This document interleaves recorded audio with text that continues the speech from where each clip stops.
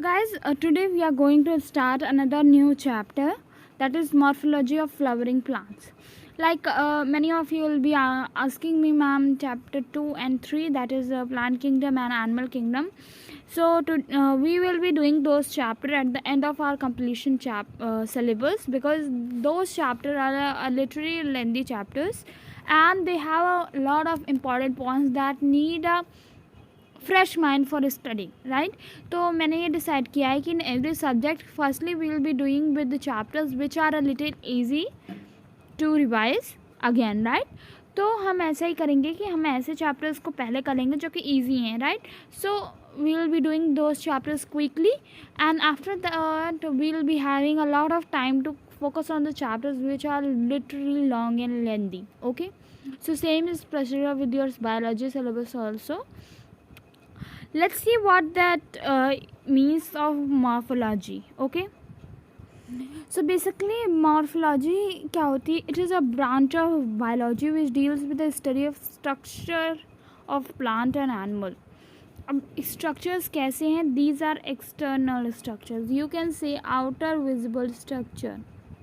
ठीक है, मतलब बाहर से जो स्ट्रक्चर्स विजिबल होते हैं एनिमल और प्लांट में, उन्हें हम मॉर्फोलॉजी कहते हैं.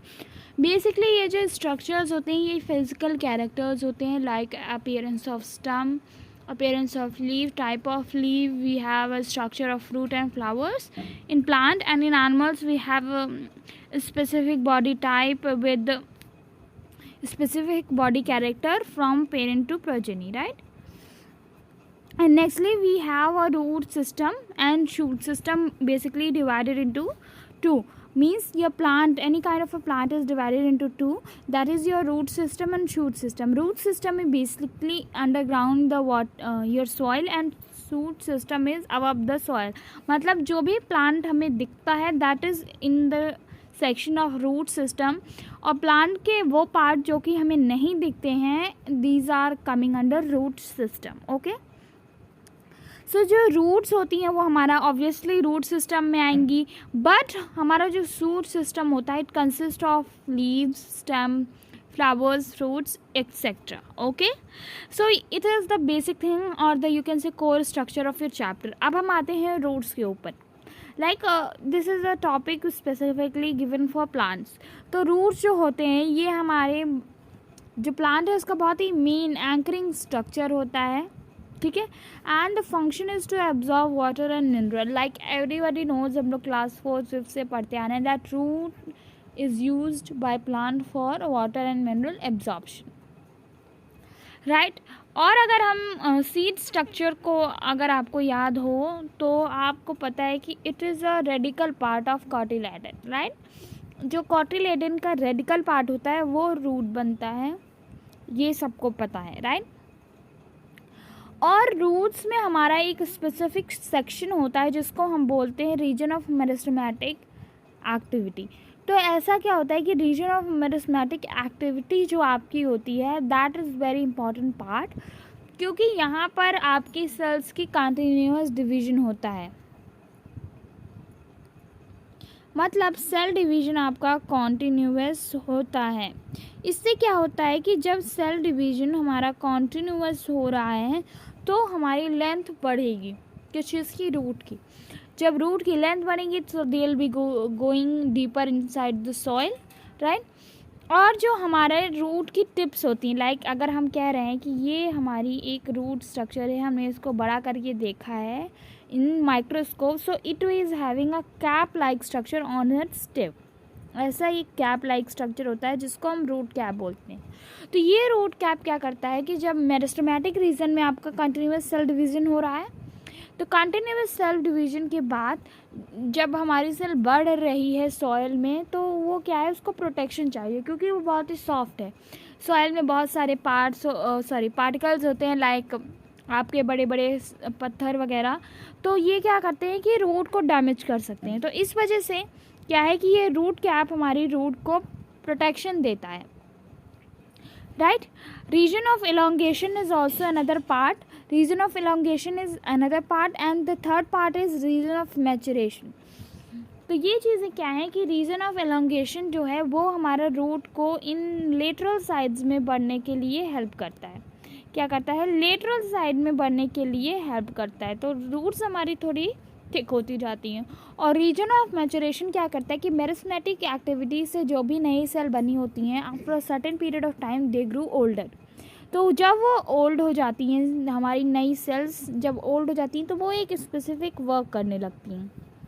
जैसे कि पता है कि जब कोई भी चीज़ पुरानी हो जाती है ह्यूमन बॉडी में, so it is related to specific work. Like heart की जो सेल्स है, कार्डियक मसल्स, वो हार्ट का ही काम करेंगी, वो स्टमक का काम नहीं कर सकते हैं। इसी तरीके से जो हमारी मेरिस्टेमेटिक एक्टिविटी से सेल बनी है, वो रीजन ऑफ मैचुरेशन, यानी कि after a time they grow older and they get mature होने पर वो स्पेसिफिक वर्क करने लगती हैं। मतलब वो किसी दूसरे वर्क में इंडल्ज नहीं हो सकती, उनका एक स्पेसिफिक वर्क डिसाइड हो जाता है। तो it is a basic thing which is given about root, and if you are talking about the diagram we will be doing it in another video.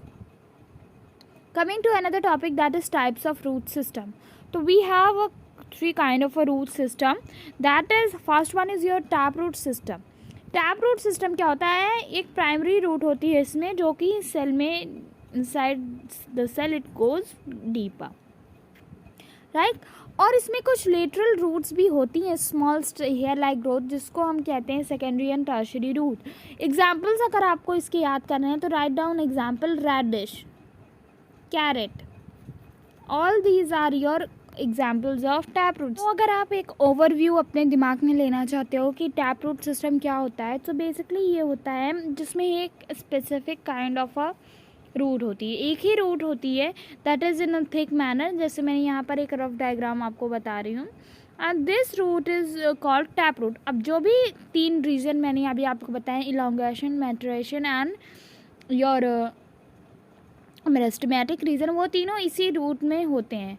It has a root cap structure also, बस ये specific root होती है। और एक चीज़ मैंने यहाँ पर बताया, there is a lateral growth. तो यहाँ पे थिन हेयर लाइक स्ट्रक्चर्स होती हैं रूट्स की, जो कि इसके ऊपर डेवलप होती हैं। अगर आपने अपने घर में रेडिश देखी है, so you will be getting my point what I am trying to explain. दूसरी टाइप की जो रूट सिस्टम आती है, दैट इज़ कि ये शॉर्ट लिव्ड होता है प्राइमरी रूट हमारा जो है, और ये रिप्लेस हो जाता है सेकेंडरी रूट सिस्टम से। सेकेंडरी रूट सिस्टम क्या होता है, मतलब ऐसी ही एक रूट होती है जो कि पहले थी, but after a certain period of time it is divided into bunch of smaller thinner roots. ठीक है, ऐसे स्मॉलर थिनर रूट्स से ये इन्वॉल्व हो जाती हैं। तो इस तरीके के जो सिस्टम बनता है, that is called fibrous root system. मतलब ये जो प्राइमरी हमारी थी, ये थोड़े पीरियड के लिए थी, आफ्टर दैट वो bunch of small hair growth की तरीके हो जाती हैं लीव्स, रूट्स, जिसको हम फाइब्रस रूट सिस्टम कहते हैं। जिन्होंने वीट प्लांट देखा होगा अपने विलेज एरियाज़ में during the sowing of seed, उन्हें इस चीज़ का आइडिया होगा। और आप अपने घर में अगर देख सकते हो, you have a garden like structure outside your homes, और in when you go in park, just pluck out a grass from the ground, so you'll be seeing the same bunch like structure that I am explaining you, right? So जो third type of root system आता है, that is your adventitious root system. Now जो next important topic दिया हुआ है आपके इस chapter में, that is root modifications. तो टॉपिक स्टार्ट करने से पहले मॉडिफिकेशन का मीनिंग समझना बहुत इंपॉर्टेंट है, क्योंकि when you will not be knowing the exact meaning of something, you will be getting confused again and again and again, right? So modification का मतलब होता है कि कोई specific चीज़ है आपके पास and you are making it in a change in a way that it is more beneficial to you than earlier. So that is the process called modification.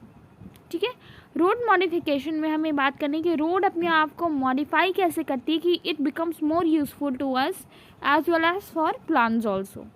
तो सबसे पहला जो दिया हुआ है वो प्रॉप रूट्स होती हैं। प्रॉप रूट्स क्या होती है कि एक बेनियान ट्री में जो हमें लंबे लंबे स्ट्रक्चर्स देखने को मिलते हैं प्लांट में लगे हुए, that is your prop root. अगर हम प्लांट की बात कर रहे हैं, सो अगर हम देखते हैं बेनियन ट्री को, अगर जिसने भी देखा होगा, he will be knowing what I am talking about, right. तो ऐसे लंबे लंबे उसमें स्ट्रक्चर्स होते हैं, तो उस स्ट्रक्चर को कहते हैं प्रॉप रूट, राइट।